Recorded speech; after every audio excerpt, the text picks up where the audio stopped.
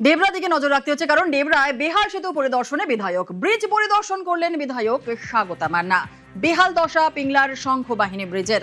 তৃণমূল জামানায় টেন্ডার হয়েও কাজই হয়নি, আর এবার নতুন সেতু নির্মাণের প্রতিশ্রুতি দিচ্ছেন বিধায়ক। আর কি বলছেন বিধায়ক? দিগ্বিজয় রয়েছে আমাদের সঙ্গে, আরো বিস্তারিত জানাবে দিগ্বিজয়।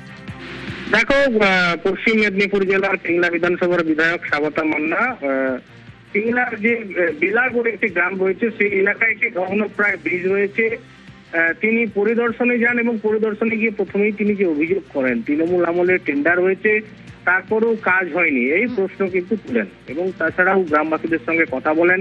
তিনি জানান, নির্বাচনের সময় তিনি প্রচারে যখন আসেন তখন তিনি এলাকার মানুষজনকে কথা দিয়েছিলেন যে এই বৃষ্টি তিনি নতুন করে আবার তৈরি করে দেবেন। সেই মতো যেহেতু বৃষ্টি হয়েছে, চারিদিকে জল এবং বৃষ্টিও ঝুঁকিপূর্ণ অবস্থায় রয়েছে, তাই সেই ব্রিজ পরিদর্শন করে এলাকাবাসীর মানুষজনকে কথা দেন তিনি দ্রুততার সঙ্গে এই বৃষ্টি নতুনভাবে নির্মাণ করবেন। ধন্যবাদ। খুবই খারাপ পরিস্থিতি। অতি বর্ষণের ফলে দু সাইডগুলো প্রায় ধস নিয়েছে।